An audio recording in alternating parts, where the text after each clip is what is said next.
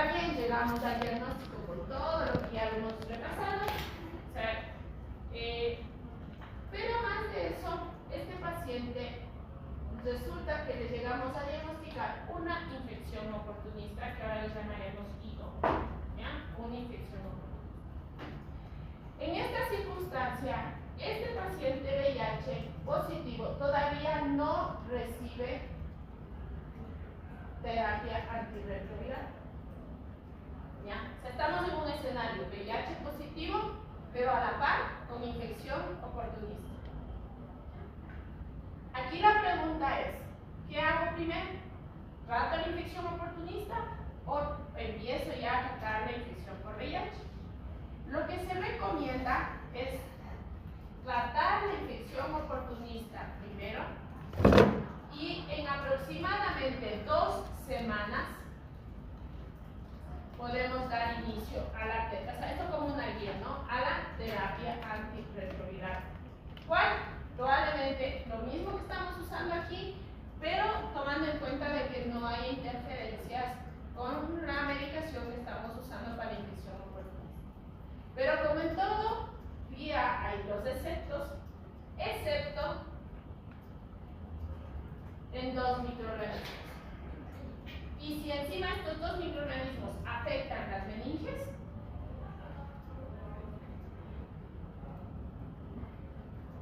tuberculosis y criptococcus. ¿Ya? En estas 2 circunstancias vamos a esperar antes de iniciar la terapia antirretroviral de 4 a 6 semanas. Es decir, en este tiempo, primero vamos a estar tratando esta enfermedad, la infección oportunista. Entonces vamos a tratar esta enfermedad y después de 4 a 6 semanas vamos a dar inicio al tratamiento. ¿Okay? Entonces, las infecciones oportunistas las tratamos primero, pero el tiempo en que voy a meter TAR en ese paciente va a depender de la infección oportunista. La mayoría 2 semanas después, excepto TB y criptococcus 4 a 6 semanas después.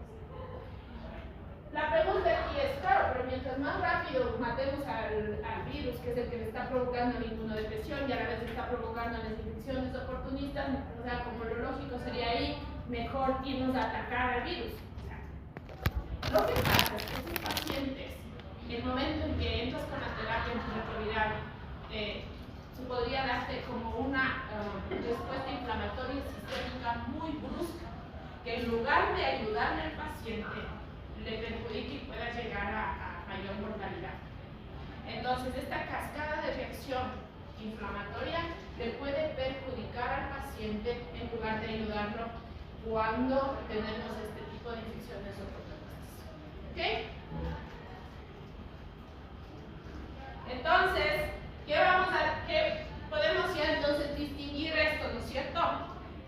No es lo mismo entrar con las 2 cosas que entrar solo así. ¿Ya?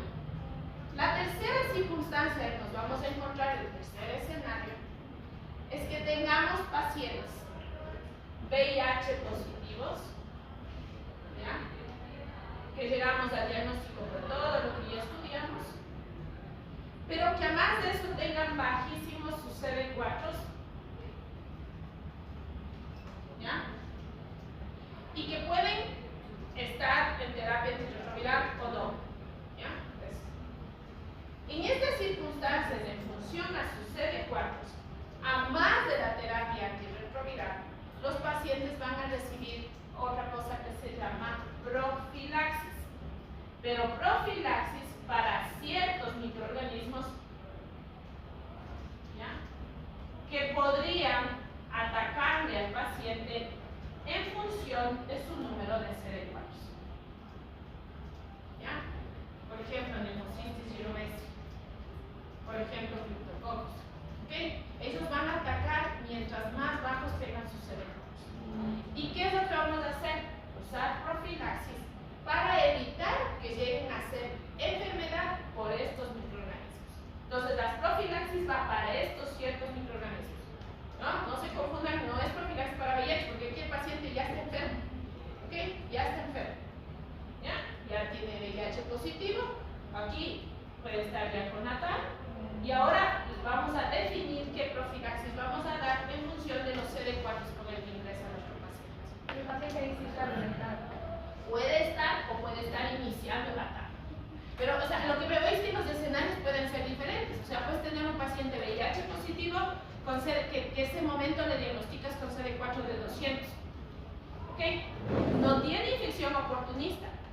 pero tengo que darle profilaxis para que no haga la infección. ¿Sí? Es diferente el tema. Infección oportunista, que aquí ya está establecida y acá está bajo su CD4, lo que voy a hacer es darle profilaxis para evitar que haga infección por estos microorganismos. ¿Ok? Entonces, por eso les digo, son tres escenarios muy diferentes. Entonces, ¿clases de qué? ¿De mismo? ¿O de automismo? ¿De qué? Efectos. Ok, bueno, ahí estamos. Regreso, esto ya les expliqué. ¿Ya? Ahora, esto les voy a explicar. Lo de infecciones oportunistas. ¿Cuál es la excepción aquí? Que sería sobre todo lo que es meningitis por tuberculosis. ¿Ya? Lo que les dije acá está en la diapositiva. Entonces aquí, por ejemplo, te dicen pacientes con meningitis criptocóxica se recomienda diferir el inicio del TAR 4 a 6 semanas por el riesgo de mayor mortalidad asociada con un inicio precoz del mismo. Es decir, es que cuando tú entras con terapia antirretroviral y triple terapia, lo que vas a hacer es que vas a provocar una destrucción viral masiva. Entonces el cuerpo empieza a tener esa disregulación entre la función de respuesta antiinflamatoria y proinflamatoria. Y eso va a aumentar el riesgo que haya una disregulación y puede llevarte eso incluso a que les digo es una respuesta inflamatoria sistémica elevada. ¿Ya?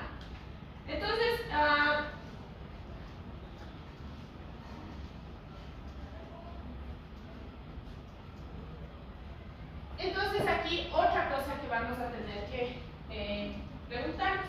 Ok, aquí me dicen que entró con infección oportunista más el diagnóstico. No recibe tal. Ya supongamos que ya pasó las 2 semanas y supongamos que ya pasó este tiempo. Ahora, mi pregunta es, ¿con qué terapia antirretroviral voy a entrar en este grupo de pacientes? ¿Ya?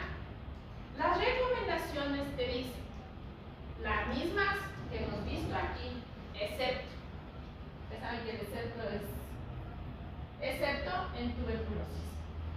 Vamos a usar otro tipo de terapia. ¿Por qué? Por las interacciones medicamentosas con los antituberculosos, sobre todo por la rifampicina. ¿Okay? Aquí el problema que nos va a dar es la rifampicina. ¿Ya?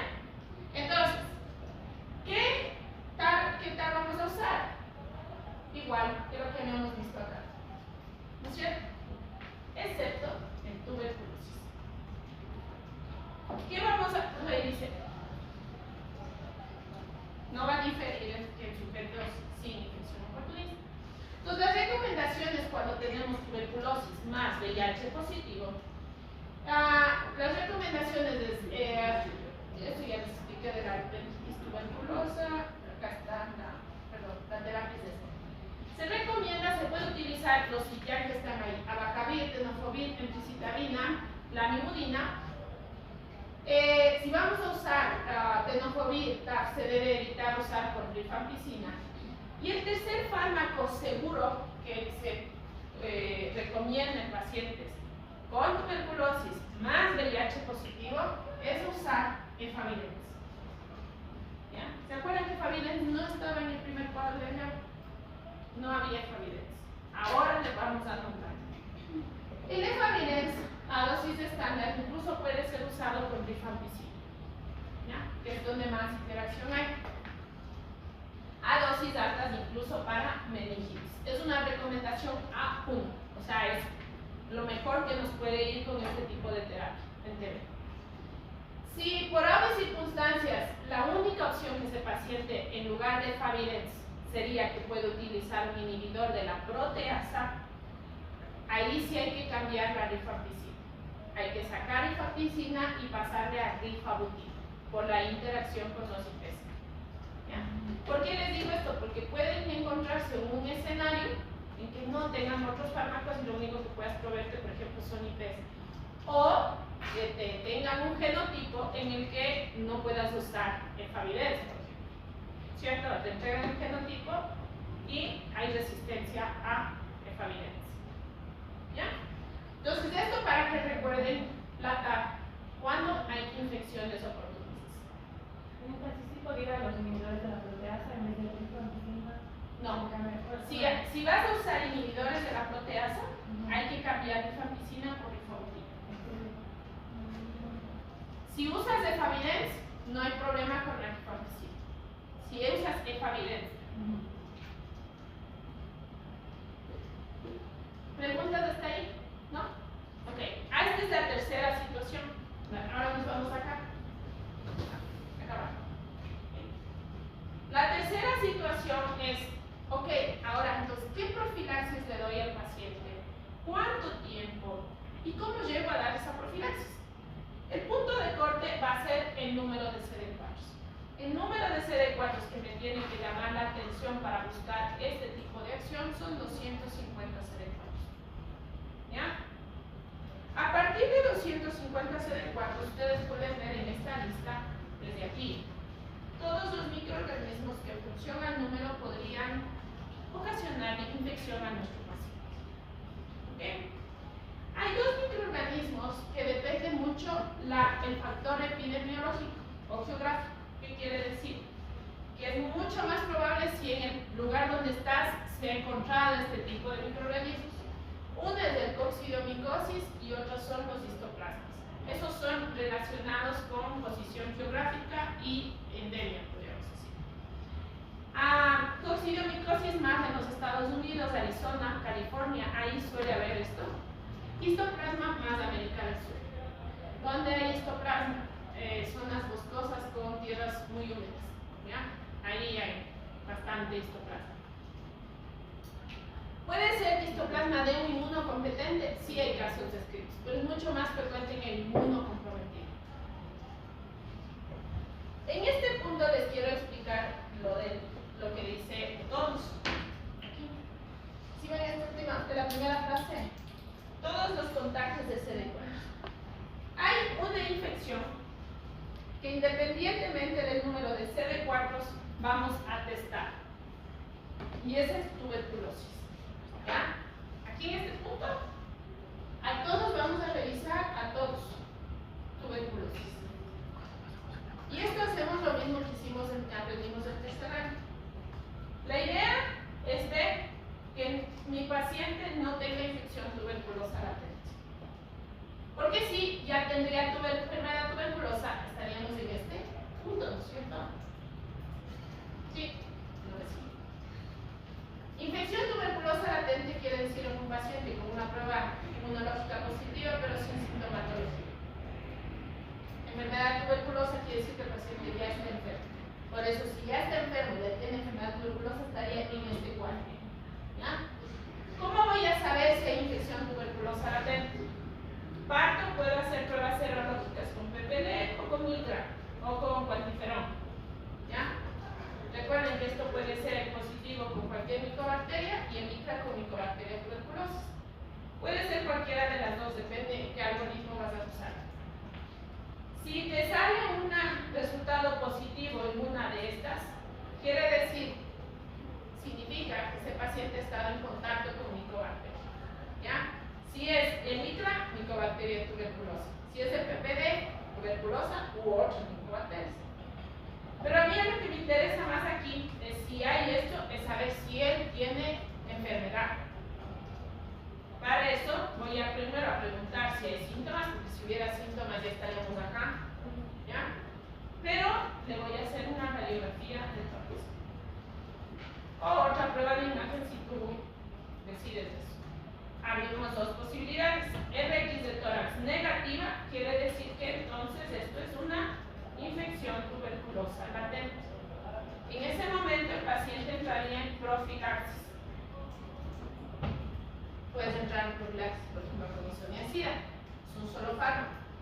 Pero si la radiografía de tórax ya es positiva, esto es que el paciente ya está enfermo y aquí ya voy a dar tratamiento. Ya no es profilaxis. Si está enfermo, nos vamos a acá. ¿Ok? ¿Preguntas, dudas ahí? Esto de la tuberculosis en todos los pacientes con VIH positivo, todos. Luego, en función a los 250 CD4, vamos a buscar coccidiomicosis. Supongamos que el paciente te dice que sí, que vive en esta zona de riesgo, pero además de eso tú tienes que hacerle serologías. Le van a hacer serologías, aquí ya les dije, cribado serológico y GG-IgM para criptócoccus. Si el cribado serológico es positivo, vamos a tratar con fluconazol. ¿Cuánto tiempo le damos fluconazol? Hasta que suban sus CD4 durante 6 meses consecutivos, más de 250 CD4. ¿Ya? El paciente puede estar un año con terapia hasta subir, es probable. ¿Sí? Pero tienen que ser consecutivos. ¿Sí? Más de 250. O sea, la idea es que voy a retirar la profilaxis cuando sus CD4 ya me sirvan para contrarrestar la enfermedad, la infección, ¿no es cierto? Si siguen bajos, sigo dando la profilaxis porque hay riesgo. Por eso aquí te dice, interrumpes la terapia que reciben en pacientes que reciben terapia antirretroviral. Ojo, esto es muy importante, chicos. Cuando voy a dar profilaxis, los pacientes están en esto, ¿no? Están contados. Pues si no, no tiene sentido, estoy esperando que suban los CD4 si están sin terapia, no va a pasar nunca, ¿no es cierto? A no ser que te encuentres con un controlador de élite, pero eso es otra cosa. O sea, los élites tendrían carga viral indetectable, eso es otro mundo, ¿ya? Pero aquí tienen que estar en tal y contar. Tenemos que superar 250 CD4 durante al menos 6 meses. ¿Sí? ¿Qué quiere decir esto? Por ejemplo,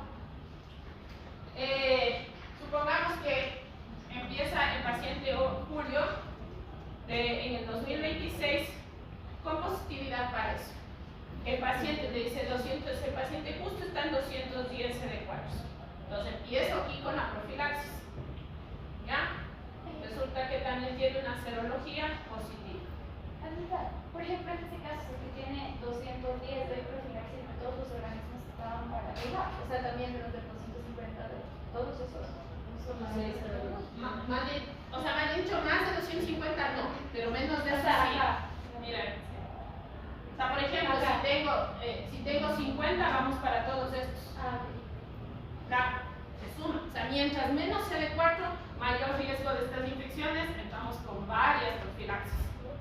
Si no suben los 6 meses, seguimos con la terapia hasta que suba.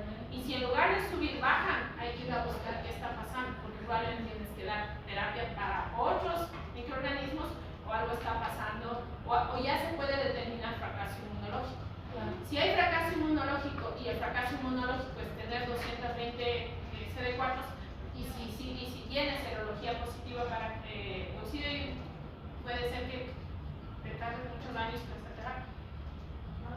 Pero ahí necesita serología positiva. ¿Sí? ¿Vieron que para eso necesitamos serología positiva? ¿Sí?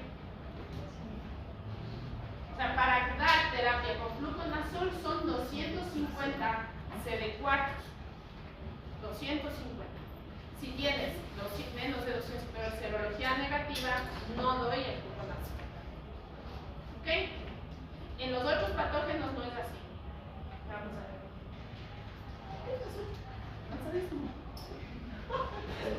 Ok. Gracias. Me estaban preguntando los puntos. Sacaron 20, ya. Para guardar para el otro examen. Es que tenían un bono. Y si tenían 20 sobre 20, ese bono les vamos a guardar. Ok. Entonces, cuando el montaje es menos de 200 CD4 es neumocitis girovesi. ¿Ya? Aquí no necesito pruebas serológicas, porque tampoco esas son útiles. ¿Ya? Aquí, solo por el contagio, voy a dar profilaxis. ¿Qué voy a dar? Trimethoprim sulfa. ¿Ok? Si hay alguna reacción al trimethoprim, pues puedes usar terapias basadas en dapsona o dovapona. ¿Cuándo voy a quitar trimethoprim sulfa? Cuando me suba más de 200 CD4. Durante al menos, igual, algunas guías te dicen 3 meses y otros 6 meses. ¿Ok? La mayoría es entre 3 y 6 meses, dependiendo de la situación del paciente.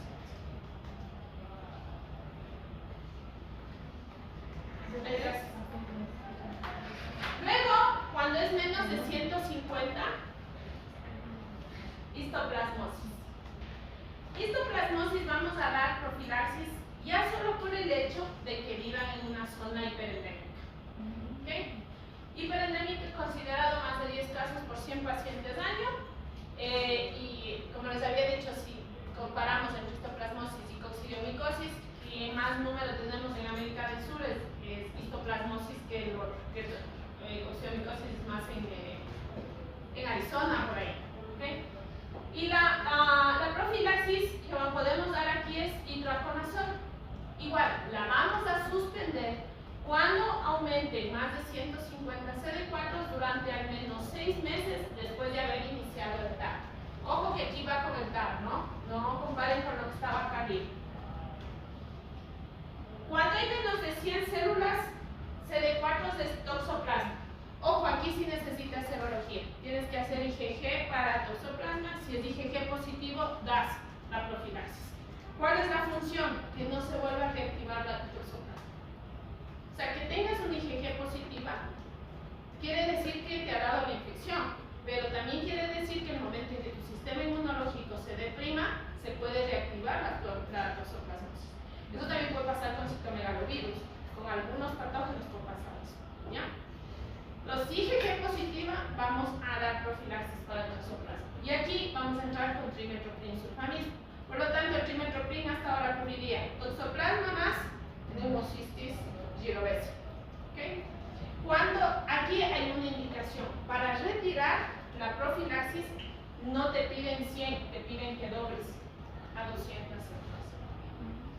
Y aquí te piden durante 3 meses, pero te están pidiendo el doble número de CD4. ¿Okay? Entonces, por lo tanto, en estos pacientes, ¿qué va a pasar? Voy a tener que controlar todos los meses los CD4.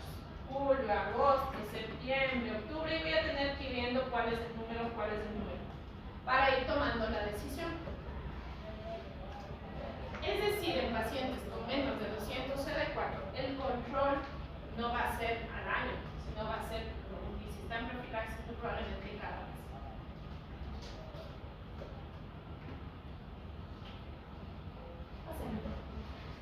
Cryptococcus. En Cryptococcus no está recomendado dar profilaxis. Porque si hay Cryptococcus en el paciente, es muy probable que ya esté enfermo.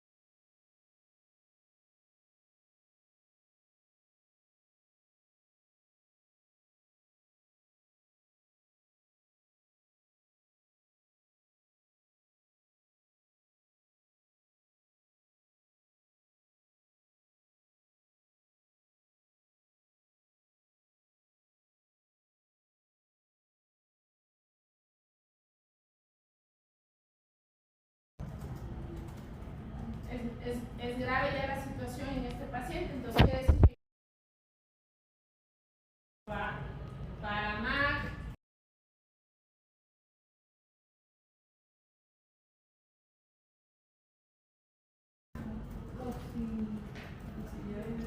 si hay serología positiva y toxoplasma si hay serología positiva. ¿Okay? En MAC tampoco recomiendan dar la profilaxis si ya se inició tarde. En estas circunstancias sí es más importante la terapia antirretroviral que la profilaxis. Pero si por haber circunstancias se decidiría dar terapia, se decidiría dar profilaxis, hay que entrar con acitromicina y eso se va a continuar durante un largo tiempo hasta que se inicie la terapia antirretroviral.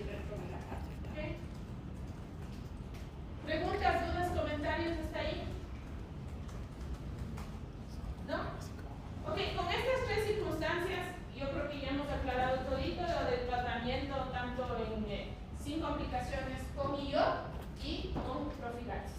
¿Okay? No se confundan estas situaciones, el inicio del TAC.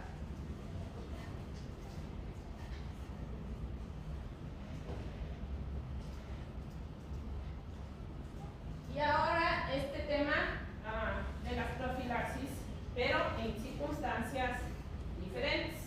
Vamos a hablar de la profilaxis preexposición y de la profilaxis posexposición. ¿Ya? Igual vamos a hacer comparativo. Profilaxis preexposición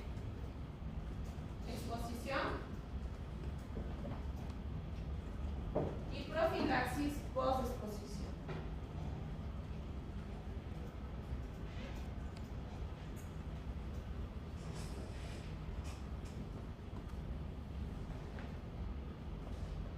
La profilaxis preexposición es aquella que se ofrece a grupos que pueden tener unas circunstancias excepcionales en las que pueden aumentar el riesgo de adquirir VIH. ¿Okay? No necesariamente pueden ser solo grupos vulnerables, como por ejemplo, no sé, personas que se dediquen a trabajos sexuales, etc. Sino también puede darse en circunstancias, por ejemplo, de parejas serodiscordantes. ¿Qué quiere decir esto? Que, por ejemplo, el uno es VIH positivo y el otro es VIH negativo. Entonces, la idea es utilizar esto cuando, por ejemplo, se prevé que todavía su pareja no esté con carga viral indetectable, ¿ya? O no haya logrado llegar a esta situación, o no esté adherente, en fin, son muchos contextos que tocaría analizar para este grupo poblacional. Entonces, en estas circunstancias se puede ofrecer profilaxis preexposición. Las condiciones para ofrecer profilaxis preexposición hay varias, pero es una muy importante, y es que este paciente debe ser VIH negativo. Entonces, la prueba tiene que existir para que el momento en el que se le puede ofrecer. La prueba que nos diga que es VIH negativo va a depender mucho de su último contacto de riesgo. ¿Ok? Porque supongamos que te dice que el último contacto de riesgo fue hace 10 días y la única prueba disponible en el centro tengo es una ELISA de cuarta generación. Es muy probable que me salga negativa, pero sea un periodo de ventana. ¿Ok?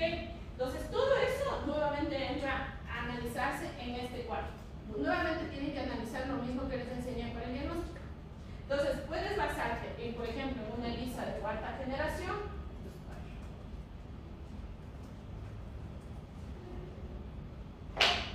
De cuarta generación, o puedes basarte en una prueba PCR si pudieras o tendrías acceso, ¿ya? Con que puedas demostrar que es VIH negativo y no estemos en periodos de ventana, ¿sí? Estaríamos bien. ¿Okay? Segundo, la otra situación que tenemos que ver es si no hay coinfección con otras infecciones. Por ejemplo, virus de la hepatitis B, se va a testar virus de la hepatitis C, porque la idea es que cuando te vienen los pacientes, cuando te piden la profilaxis preexposición, es que muchas veces no van a usar protección, ¿no es cierto?, si son parejas serodiscordantes, y en cambio si ese paciente sí tiene hepatitis B y C, esta profilaxis hay que explicar que no le va a cubrir de que él no pueda contagiar. ¿Okay? O sea, el riesgo está ahí. Entonces, hay que analizar esa situación también para poder estar pendiente. Y la otra es que vamos a ver el filtrado glomerular o función renal. Y esto con un objetivo. Dentro de la terapia que vamos a usar preexposición, vamos a utilizar tenofovir, ¿ya? Y no muchas veces viene la TAF, que es el tenofovir que tiene menos nefrotoxicidad. ¿Ya? Porque esto va a entrar en la terapia. Si hay una función renal alterada, lo que hay que recomendar es TAF, ¿no? En lugar de TDF. Los dos son tenofovir. Recuerden que les había dicho que tenemos dos tipos de tenofovir, pero el TAF es menos nefrotóxico. ¿Ya? Si es mujer, vamos a pedir prueba de embarazo.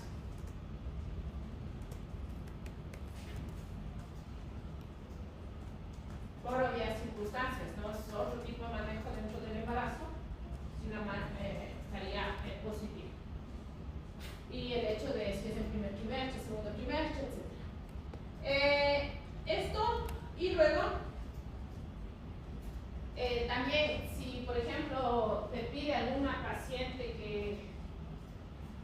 tenga el riesgo de osteopenia o osteoporosis, también hay que ver este factor de riesgo, porque recuerden que el tenofovir va como factor secundario, efecto secundario tanto a nivel renal como a nivel de densidad ósea.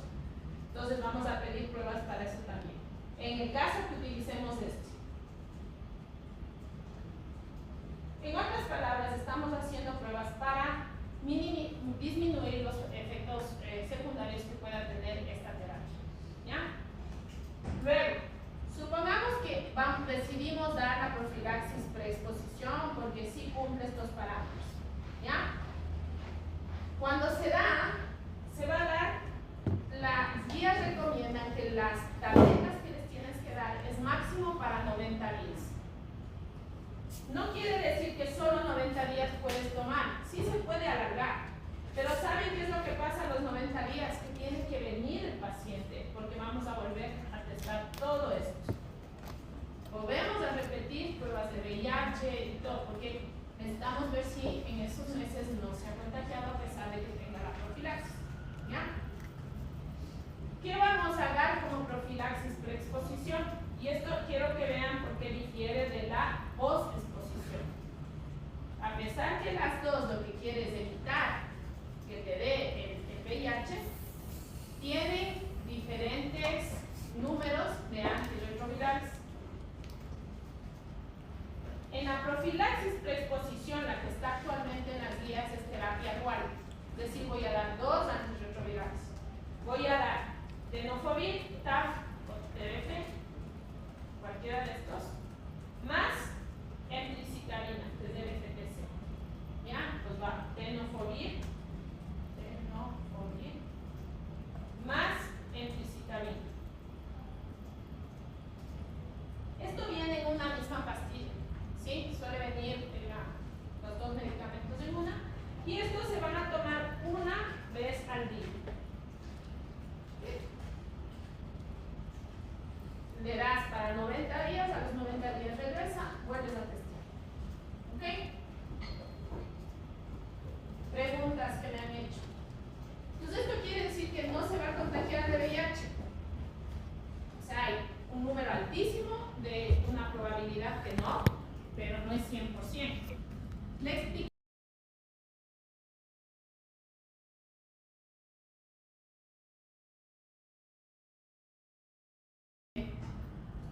En ese momento, a no ser de que tengas pareja, que sea una pareja discordante y que se sepa el genotipo de la pareja y se pueda hacer una terapia fija por ese genotipo, eso sería lo ideal, porque ahí, si solo esa va a ser la pareja, la terapia que está recibiendo le va a cubrir de que no se contagie.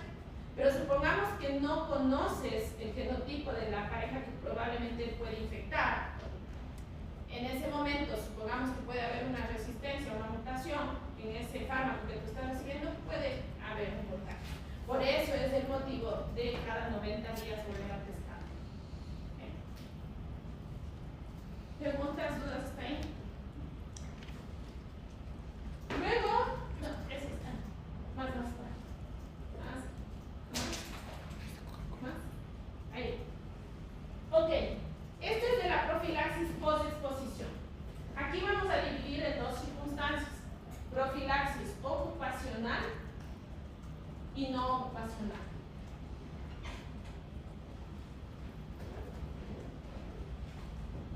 Profilaxis ocupacional, por ejemplo, entre el grupo de los trabajadores de la salud, ¿sí? O sea, nosotros, ¿ya?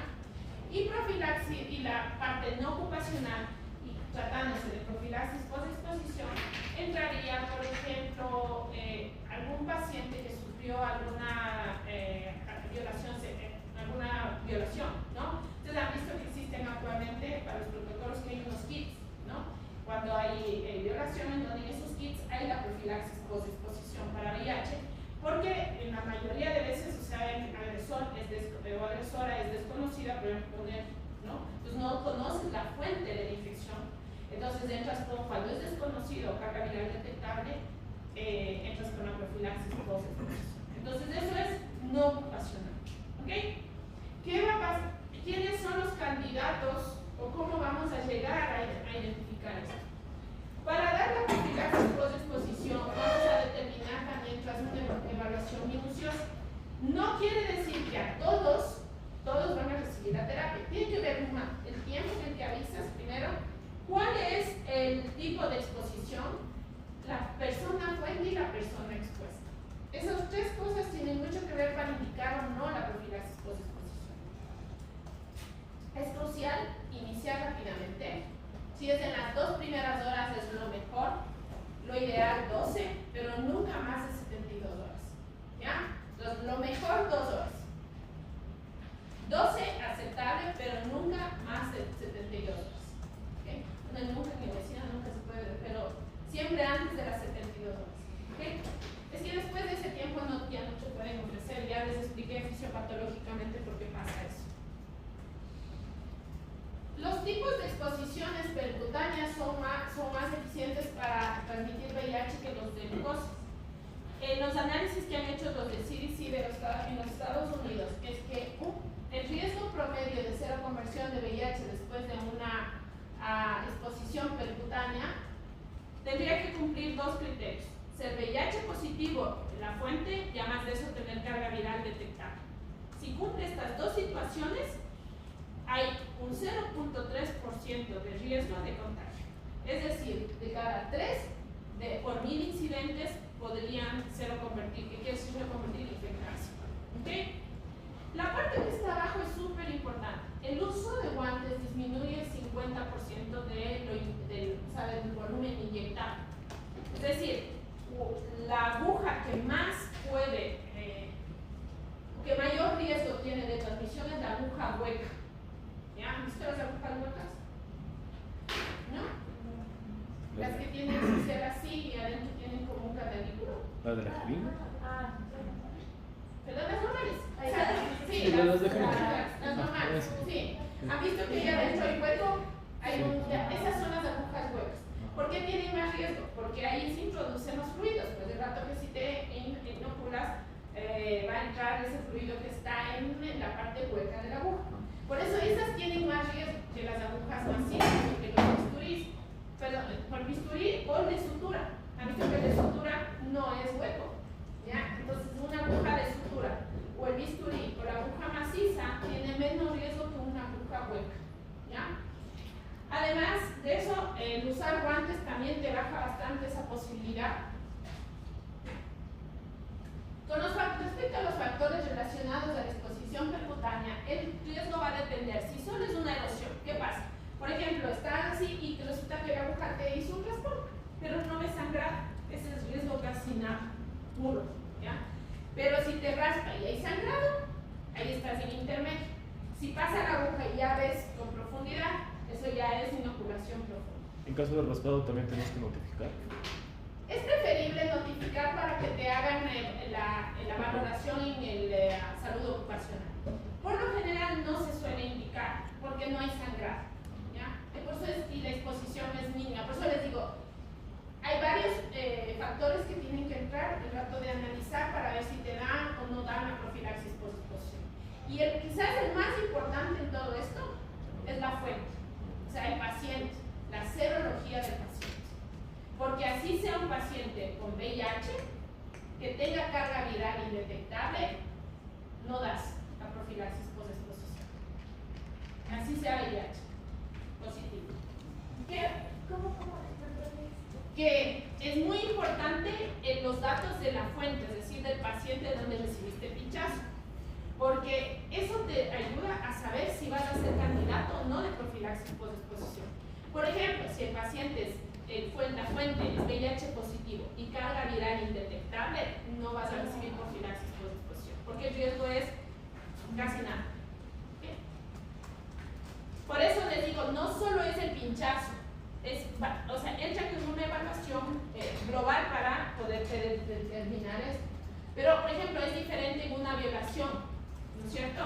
Porque ahí es fuente desconocida y eso ya es un parámetro súper importante.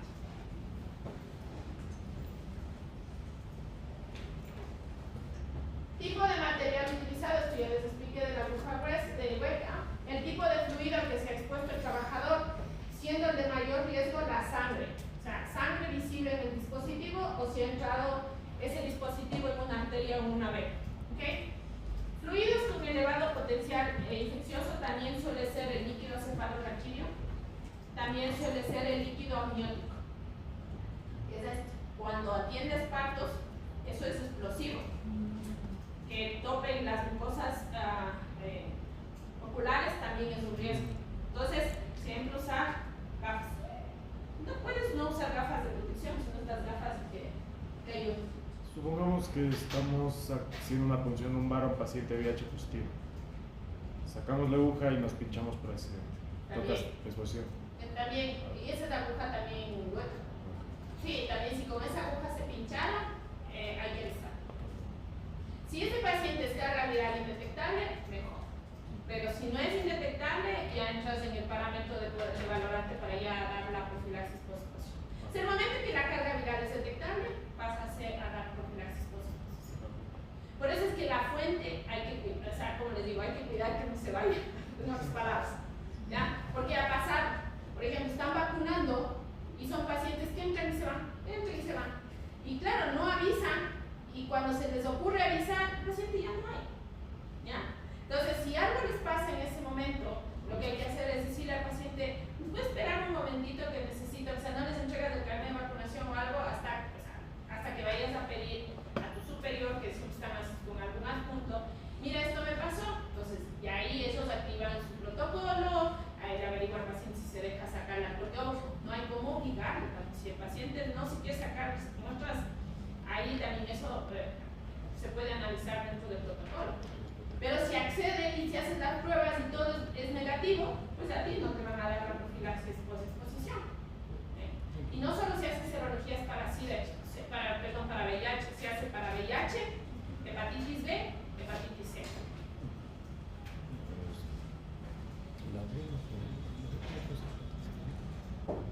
Ya. No, antes. No se ve el título, pero estos riesgos que se dan es en pacientes VIH positivos con carga viral detectable, sin terapia antirretroviral. ¿Ok? O sea, es decir, están en la cumbre del contagio. El riesgo de infección va a depender del tipo de exposición. ¿Ok? Entonces, por ejemplo, a nivel de actividad sexual, la recepción o inserción anal tiene mayor riesgo de contagio que la vaginal, por ejemplo. ¿Ok? De ahí también hay otra cosa. La transfusión de sangre es el que si es uno contagiado. Tiene que estar más alto. ¿Okay? Es decir, quiere decir que reciban una transfusión de sangre de un paciente VIH positivo, pues el número de contagio es de prácticamente el 100. ¿Okay? De ahí va disminuyendo en nosotros. ¿Okay? Por ejemplo, la mordedura humana, ¿sí?, de paciente con carga viral detectable también es un riesgo. Ahí ustedes pueden observar que aunque es bajo, es 1 entre 10.000. Hay otra, que es lo que les había dicho, contacto, por ejemplo, exposición mucocutánea, y que me hayan dicho, por ejemplo, contacto de semen con los ojos. ¿Ya? Ahí el riesgo, miren cómo también es de 1 entre 10.000. Incluso el sexo orogenital tiene riesgo, y el riesgo aumenta si hay lesiones sangrantes, por ejemplo, en los genitales o en la boca. ¿Por qué? Porque que haya lesiones quiere decir que puede haber mayor rapidez de penetrancia del virus, y aumenta el riesgo de contagio. Entonces, dependiendo del tipo de exposición, ustedes van a tener un riesgo estimado. El de las agujas está en exposición mucocutánea. ¿Okay? Pero esta exposición va a depender mucho también de la profundidad. Aquí, vuelvo y repito, es con carga viral detectable, sin terapia antirretroviral. O sea, es lo peor en las circunstancias en que les vayan a evaluar. ¿Okay? Y este cuadro con estos, quiero que vean ustedes. Entonces, aquí está dividido entre lo que es exposición sexual y exposición ocupacional o otro tipo. Y quiero que miren el primer recuadro. ¿Ok? Y esta parte de aquí. Eso estamos hablando de la fuente.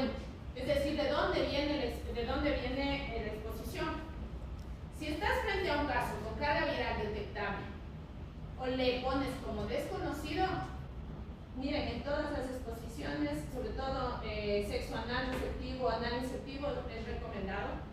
En las otras, pues no te recomiendan, pero tú puedes ver que en lo ocupacional, en la mayoría de situaciones, es realmente recomendado. Pero si tú observas carga viral indetectable, mira todo lo que se repite, no te recomiendo. ¿Ok? Entonces la carga viral marca en este momento la decisión de la profilaxis post-exposición. Les cuento esto porque sí pasa que a veces te dicen, pero es que es VIH positivo y no me van a dar la profilaxis post-exposición. Ok, que sea positivo, pero la decisión es a través de la carga viral. Ahora, también les voy a decir algo que pasa. Es la premura del tiempo. Si te dicen que idealmente inicies en las 2 primeras horas, tener una carga viral en 2 horas, difícil. ¿Okay? Si estás en un lugar en que pueden hacer la carga viral rapidísimo en esos pacientes, ideal. ¿Ya? Entonces esa circunstancia también hay que valorar. Si hay mucho alto riesgo, muchas veces empezamos. Y luego se puede retirar. Si hay esa situación. ¿Ok? ¿Preguntas, dudas, comentarios? ¿No?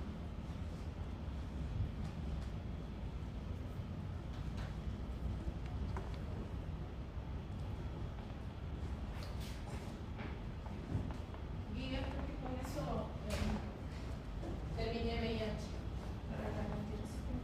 No. Y este es el resumen del ocupacional. Y no ocupacional por exposición. ¿Qué vamos a dar? ¿Ya? Vamos a dar la profilaxis durante 28 días, chicos. 28 días es la duración de la profilaxis post-exposición.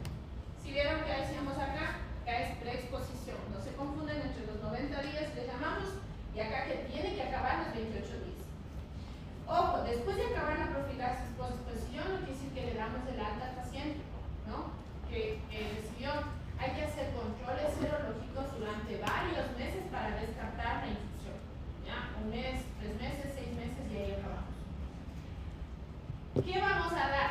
La profilaxis post-exposición es igual que lo que habíamos visto en las terapias preferentes de TAC. Vamos a dar triple terapia. Y empieza igual, con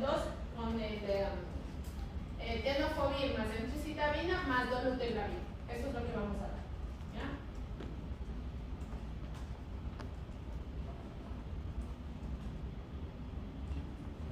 Más dolutegravir. ¿A qué les suena esto? ¿Dónde habían visto esta triple terapia? En tratamiento para VIH. Eso usamos en tratamiento. Para profilaxis post-exposición usamos la misma fórmula, pero usamos por 28 días. ¿Ya? ¿Cuál era la diferencia del número de antirretrovirales entre la post-exposición frente a la preexposición? El número, muy bien. En mi uso 2, en uso 3 antirretrovirales. Aquí uso 2 y acá uso 3. ¿Ok? Eso es lo que les está diciendo ahí. Obviamente siempre hay que estar pendiente de las interacciones, hay que estar siguiendo los medicamentos, etc. A la persona que recibe el pinchazo también tienen que hacerle serologías. Sí, porque si no hay forma de no hacer. ¿Ya? ¿Por qué? Porque puede ser que se haya contagiado de alguna infección, por ejemplo de VIH, y no lo sabía. En ese momento yo no puedo dar profilaxis post-exposición porque ya está con VIH positivo. ¿Ya? Entonces, las serologías van de la fuente, ¿no es cierto? Y del que recibe, de la exposición. Son 2 individuos que entran los 2 a testarse todas las serologías que habíamos visto. Entonces se hace VIH, hepatitis B, hepatitis C de los 2.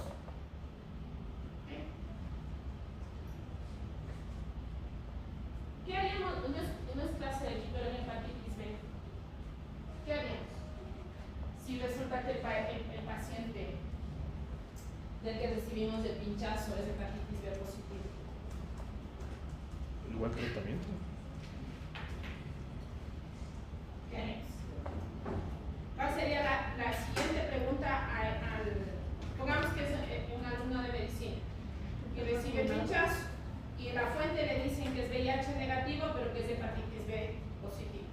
¿Qué tipo de anticuerpo dio positivo? Sí, los de superficie, es decir, si tiene infección de hepatitis B crónica. Muy bien, esa es la pregunta. ¿Está vacunado o no? Si está vacunado, hay muchos números de que no se infecte. Si no está vacunado, ¿qué haría? No, porque tú puedes, se puede un paciente infectar de hepatitis B y quedarse en hepatitis B aguda y no planificar.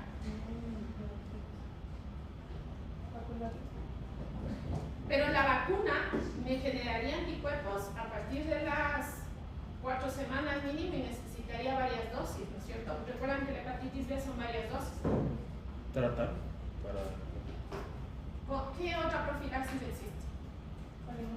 Muy bien, inmunoglobulina para hepatitis B. ¿Qué hace la inmunoglobulina? Te da en ese momento los anticuerpos para luchar contra la hepatitis B, si no está vacunado. ¿Okay? Bueno, no es tema de VIH, pero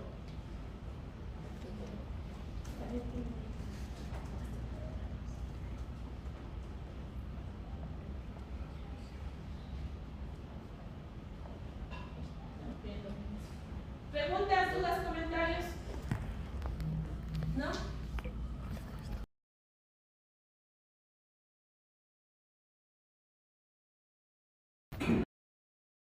Tal vez también como segundo paso en hepatitis B es que puede decir el paciente que tiene la vacuna para hepatitis B, pero esa pregunta tiene que ir súper bien acompañada de detalles.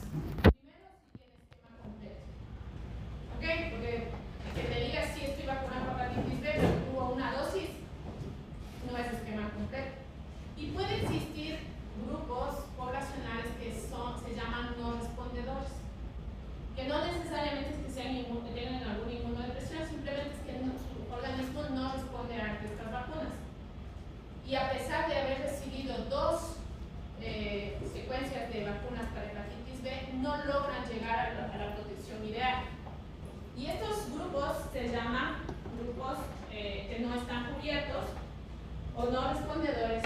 Y en esta circunstancia, así estén vacunados, pero no hayan logrado tener los anticuerpos más de 10 que se hace una medición, igual pasan a ser un grupo vacunado pero no respondedor. En estas circunstancias también está indicado la inmunoglobulina. Entonces el acompañamiento a la pregunta de la vacuna va mucho más allá que simplemente decir está vacunado o no. ¿Ok? ¿Quieren descansar o les doy una vez y van a descansar antes? Mejor. No, Ya. solo... Un solo dolor. Un solo dolor. No das cuenta, pero bueno, vamos a ser sinceros. Están cansados.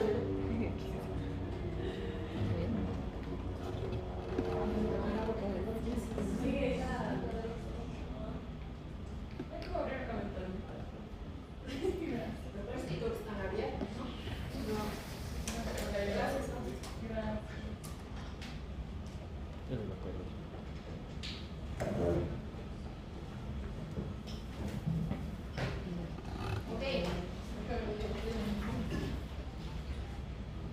El siguiente y último tema es hablar de multiresistencia y qué vamos a hacer con los programas de optimización de antibióticos.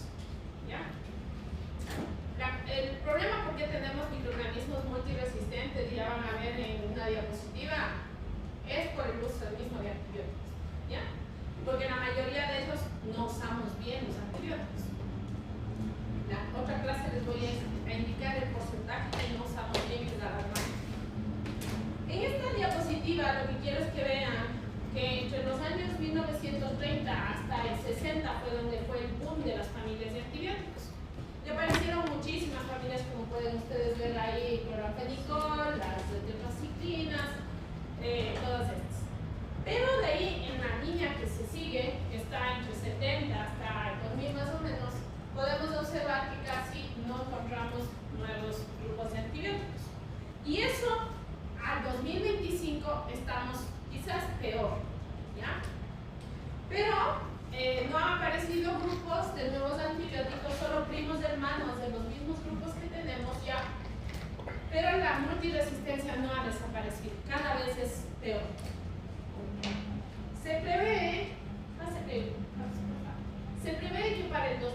cuenta, de acuerdo a un estudio que se hizo en el Reino Unido, va a haber mayor número de muertes por patógenos multiresistentes que por cáncer en el mundo. ¿Ya? Entonces estamos a nada de 25 años de llegar a lo que se ha hecho, lo que se ha previsto en este estudio. Y no tener los antibióticos que han salido, como les digo, son primo hermanos de las familias, sobre todo de los beta-lactámicos, de donde más han salido. Por eso es ceftazidime avibactam, valobactam. Hemos ido revisando que este tipo de antibióticos los que ha salido y que nos ha salvado, sí, bastante, ¿ya? Pero ¿qué pasa? Que si seguimos usando estos en un año o 2 años, van a ser resistentes a estos y no vamos a tener con qué más usar. Y una de las opciones que se tuvo hace más o menos unos 9 años, es que se usó un fármaco que se descontinuó en el 50, que era la colistina, y se empezó a usar porque no teníamos más opciones cuando había resistencia a los carbapenems. Sin embargo, a partir del año y medio, ya se empezaron a encontrar cepas resistentes a la colistina. Entonces, con este concepto se evalúa que la presión selectiva de un antibiótico que se reciba en continuidad va a generar resistencia. Y esto es porque los microorganismos tienen que sobrevivir. Lo que tienen que hacer es mutar o agarrar plásmidos de otro lado, volverse resistentes y sobrevivir en el medio. Entonces, esto a la par también ha traído sus ciertos inconvenientes en el desarrollo de nuevos antibióticos.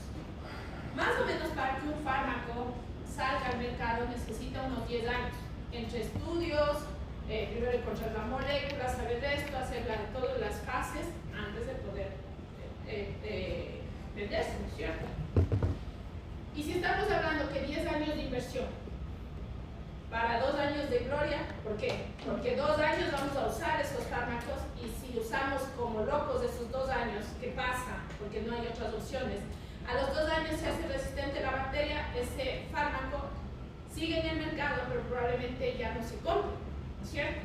Entonces, también creería yo que sí es un problema en este sentido, o sea, que se necesita mayor inversión para poder llegar hacia más fármacos, porque si le ves a un futuro probablemente no tengas las ganancias que invertiste durante ese periodo de investigación, y eso puede traer de que muchas empresas que investigan estos fármacos digan que ahí no hay costo-beneficio ideal. Por eso es que parece que esta misma tendencia ya lo han visto, que ya las organizaciones, por ejemplo la OMS y esto, puso como alarma la multiresistencia ahora y ha dado fondos para investigar otro tipo de fármacos, pero fondos ya de investigación sin tener que depender, ¿no es cierto?, de la industria farmacéutica, algo así, ¿ya? Para ver si esto, el tema va avanzando, porque si en poco nos encontramos con patógenos que no responden a nada, la mortalidad va a ser altísima. Una de las terapias que se está investigando y utilizando en ciertos países son los fagos, la fagoterapia, los bacteriófagos. ¿Me han escuchado? Que son virus que tienen ciertas características para ir y tomarse a las bacterias. Y son bastante selectivos. Antes se creía que eran bien selectivos, ahora dejamos no bien, sino bastante, porque ya se ha visto ciertas cruces también ahí. Por ejemplo, en Rusia se usa bastante los cócteles de fagos para tratar infecciones. Una pregunta, yo había oído que se había oído de la terapia por bacteriófagos, pero ¿no hay una posibilidad de que estos muten y a su vez invadan las células humanas? Sí, por eso es no que invadan, sino que muten y también haya resistencia. Por eso es que ahora ya no se está utilizando un solo fago, sino se está utilizando cóctel de fagos. Es decir, se está utilizando varios fagos para que vayan a actuar a esa bacteria en específico. Y además de eso, existen ahora estudios que es combinación de un cóctel de fagos más antibióticos, ¿no? Entonces se ha visto buena respuesta entre antibióticos con cóctel de fagos. Entonces todavía está en estudio todo esto. Ya les digo, en Rusia es donde más se usa. Sin embargo, la información que se tiene no es abundante. Pero en otros países se está empezando a usar como tratamientos que se llaman dentro de la categoría de compasivos. ¿Qué quiere decir? decir que están en una fase experimental y que si amerita el caso, se pasa a través de un comité de bioética, que hay incluso comités de bioética de emergencias, o sea, que están pendientes las 24 horas para estos casos, y te pueden aprobar a través de ese comité el uso de estos métodos experimentales, porque todavía la fagoterapia está en esta fase. Creo que en los Estados Unidos por la FDA está aprobado un cóctel, un fago que es para marzo. Creo que nada más de eso está. Y entonces por ahí va una buena vía, pero falta aún bastante camino. Y también lo que pasa es que los fagos, pues supongamos que tenemos una Escherichia coli carbapenem de masa en Europa y tenemos acá otra Escherichia coli con una carbapenem de masa en el Ecuador. El fago que le cubre a la de España o de Alemania no es el mismo fago que le va a cubrir a la de acá. ¿Ya? Sí, o sea, necesitas cócteles de fagos específicos. ¿Sí? Por eso es que ahora, por ejemplo, en España existe un centro de investigación sobre fagos que tiene una tipo como de biblioteca de fagos, en donde tienen caracterizados y el rato que saben que es para una bacteria, le prueban los fagos y van haciendo el cóctel de los varios fagos que tienen. Entonces es como una terapia muy individualizada. Exacto, o sea, es otro mundo de los fagos. Quizás en unos años ya estemos dando clases de fagoterapia. Quizás por ahí va un camino, no lo sabemos, pero eso es lo que está ahorita en investigación. ¿Okay? Nosotros con el Daniel estamos viendo unas cosas de fagos y de dónde se sacó para ver los fagos desde las aguas de las alcantarillas cerca de los hospitales de aquí. Porque necesitamos, por la presión selectiva de antibióticos, saben que por las alcantarillas pasan todos, ¿no?, los desechos. Entonces hemos encontrado, sí, hasta ese punto vamos a la fuente de acción a buscar y para ver qué tipos de fagos podemos encontrarnos aquí en nuestro país, porque ya les digo, lo que se encuentra en otros lugares probablemente no sirva para lo que tenemos en nuestro país. ¿Okay? Entonces es súper interesante este tema. Esperemos que en el 2050 lleguemos con mucha más información sobre esto, pero con lo que tenemos hay altísima mortalidad. Y lo preocupante y feo de esto es que, por ejemplo, estas infecciones se dan en un contexto que podrías decir que el paciente entró con una cirugía programada y que pudo haberse infectado de una de estas bacterias, y solo por la cirugía quizás su pronóstico era favorable, pero si le da esta infección, el pronóstico cambia. Entonces, esto es lo que está pasando con las bacterias multiresistentes. Síguete, Fausto. No, una más. Eso. Entonces, nosotros tenemos varios conceptos para multiresistencia. Tenemos MDR, XDR y PDR. ¿Ya? MDR quiere decir que es tienes sin susceptibilidad al menos a un agente en 3 o más categorías de antimicrobianos. Aquí podría entrar, por ejemplo, los BLE, la beta-lactamasa de estrecho extendido, por ejemplo, en Escherichia coli, ¿ya? Que hay resistencia a los beta-lactámicos, incluidas las cefalosporinas. ¿Okay? Abajo, el XDR, en cambio, es sin susceptibilidad al menos a un agente en todas menos en 2 o menos categorías. Esto puede ser, por ejemplo, una BLE, pero que además de eso tenga resistencia, por ejemplo, a las quinolonas. Entonces tiene resistencia a los beta-lactámicos, tiene resistencia a las quinolonas y podría solo tener resistencia quizás al trimethoprim o a los aminoglucósidos y lo demás resistencia. ¿No? Que tengas una bacteria, una resistencia a un grupo, también puede tener resistencia a más grupos. Y mientras más grupos tengas, vas avanzando en si es MDR, XDR y PDR. PDR quiere decir PAM, o sea, todo. Entonces, estas bacterias son resistentes a todas las posibles familias con las que podrías tratar. Esto dice, no quisiéramos llegar, y hemos llegado. Ya hay PDR. Y en tuberculosis está habiendo mucho más. ¿Ya? Se sabe que hay unos brotes enormes en el Ecuador. Y ya lo hay. O sea, no les voy a decir en unos años ahora ya hay PDR. ¿Qué podemos hacer? Para eso se está viendo esta fase de los fagos. Cócteles de fagos con antibióticos. En otros países se puede utilizar como tratamiento compasivo, incluso algunos fármacos que estén en fase de investigación. Pero eso tienen que averiguar de acuerdo a la legislación.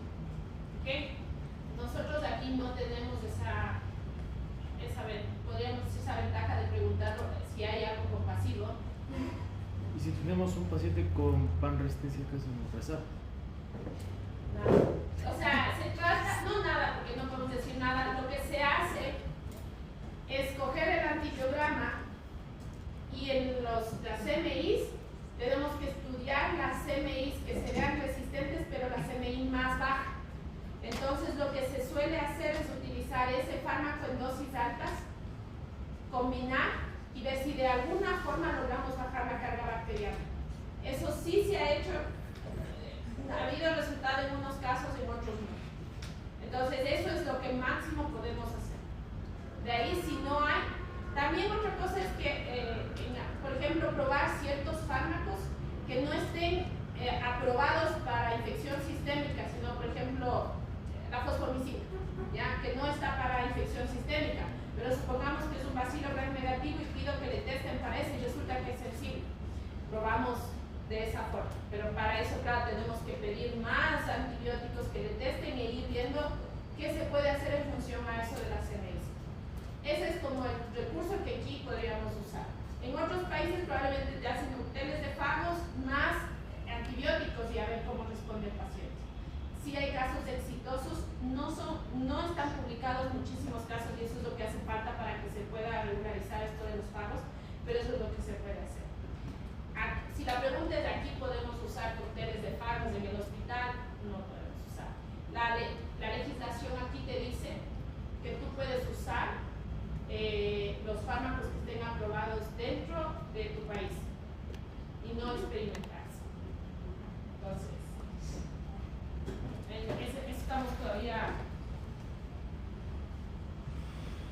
Ok, y lo que les quería comentar, esta es una diapositiva en que te dicen aquí, en enterobacterias y bacilos gram negativos, cuáles pueden ser los mecanismos de resistencia que están. Entonces ustedes ven ahí beta-lactamases cromosómicas, Bres, plásmidos, en fin, puede haber muchos mecanismos de resistencia. Pero mi interés más es en que vean el mecanismo de aparición, que es la tercera columna. En la tercera columna les está diciendo cuál sería, estudiado, ¿no? Esto con artículos, cuál es el mecanismo por el que está esta bacteria haciéndose resistente. Y quiero que vean que todos los cuadros comparten el uso de antibióticos. O sea, el mismo uso de antibióticos a la vez está llevando a la resistencia. Por eso lo que hay que controlar es el uso racional de antibióticos. ¿Okay? Esto, por ejemplo, va a un paciente y sabes que tiene una influenza, pero por si acaso le mandan dando una dosis de ceftriaxona intramuscular. Pasa, por eso les digo, ¿qué hacen? Si la dosis de ceftriaxona, una dosis intramuscular es para una infección de transmisión sexual,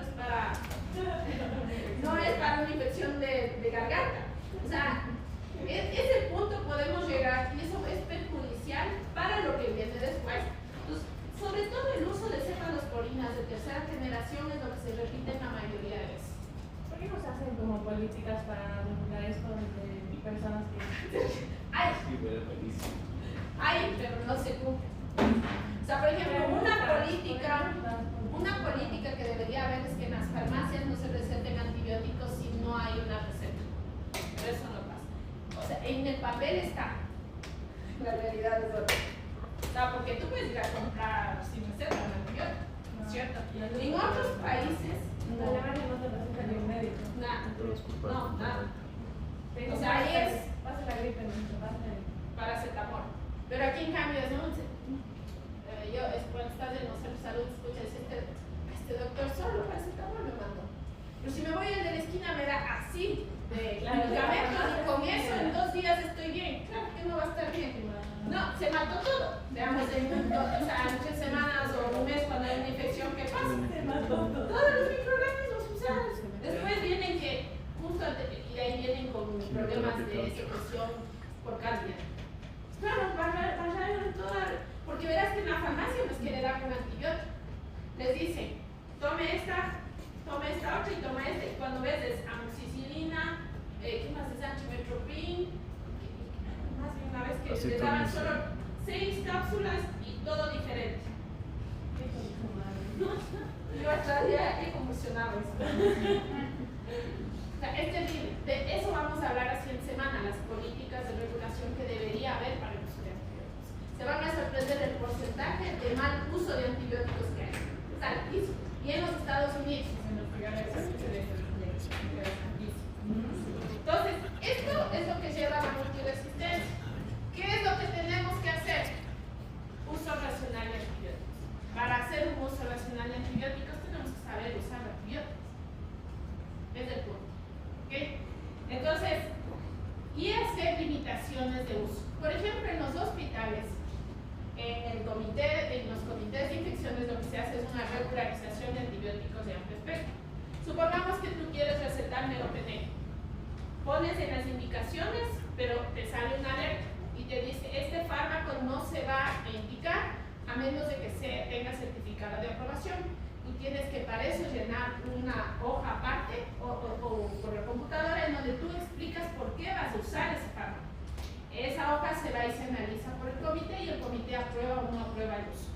Es una forma de bloquear el uso de fármacos que sean bomba, o sea, de estos que van a matar todo.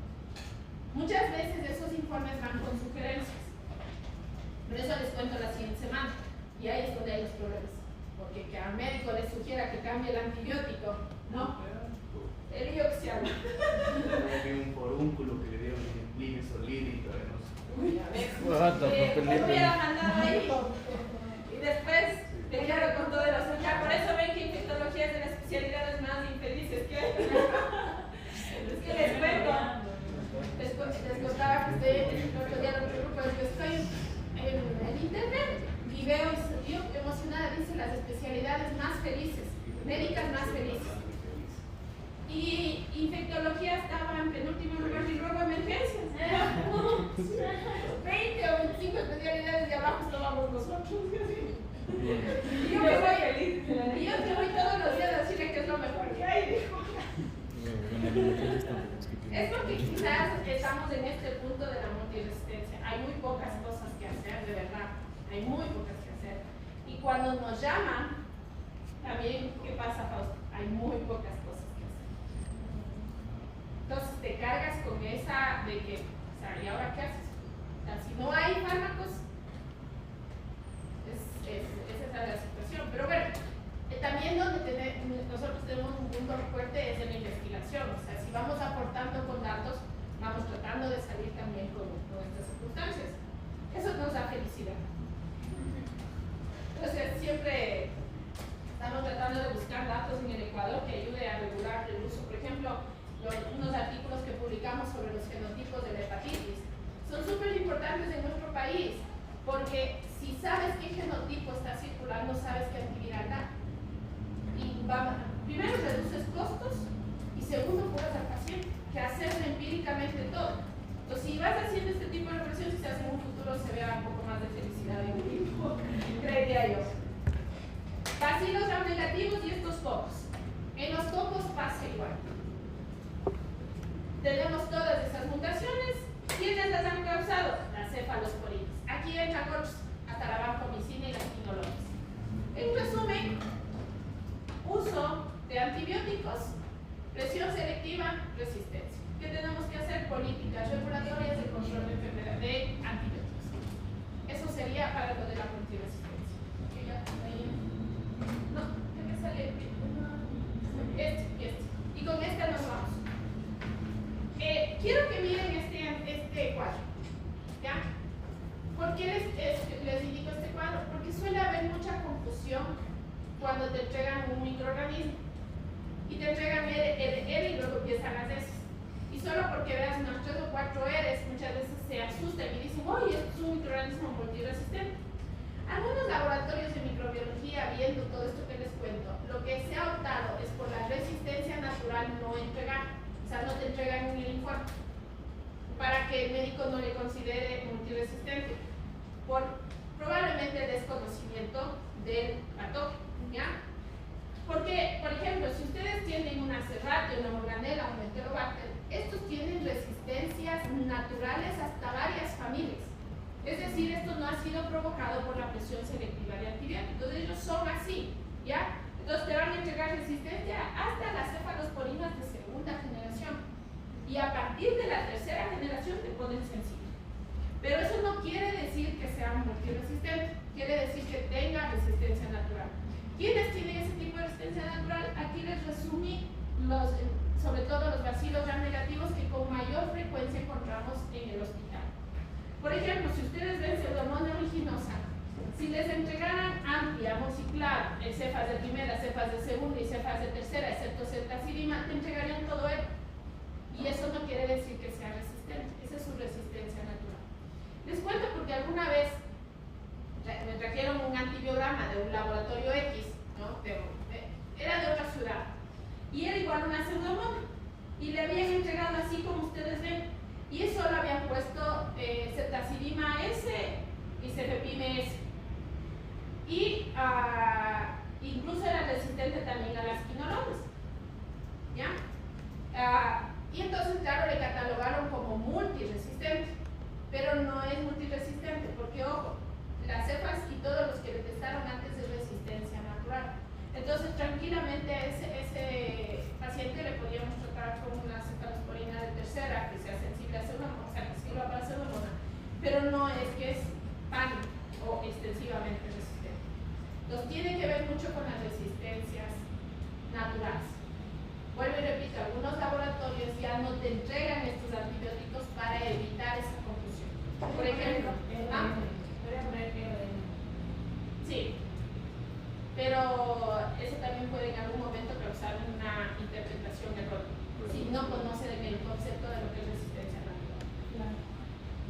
O sea, te digo porque esos son motivos de consulta.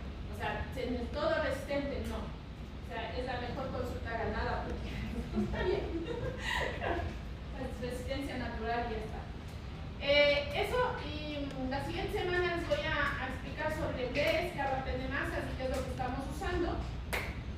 Y el enterococos también que estamos usando en el momento en que hay resistencia. Y con eso, las dos políticas que hay la política que hay de uso racional de antibióticos, con eso ya terminaremos. ¿Okay? ¿Les mando o quieren que siga? Es más, para estar con los otros grupos. Ya no sé, ya lo que quieran, ahorita ya. Muerta por mí, muerta por mí. No, ahorita están bloqueados ya.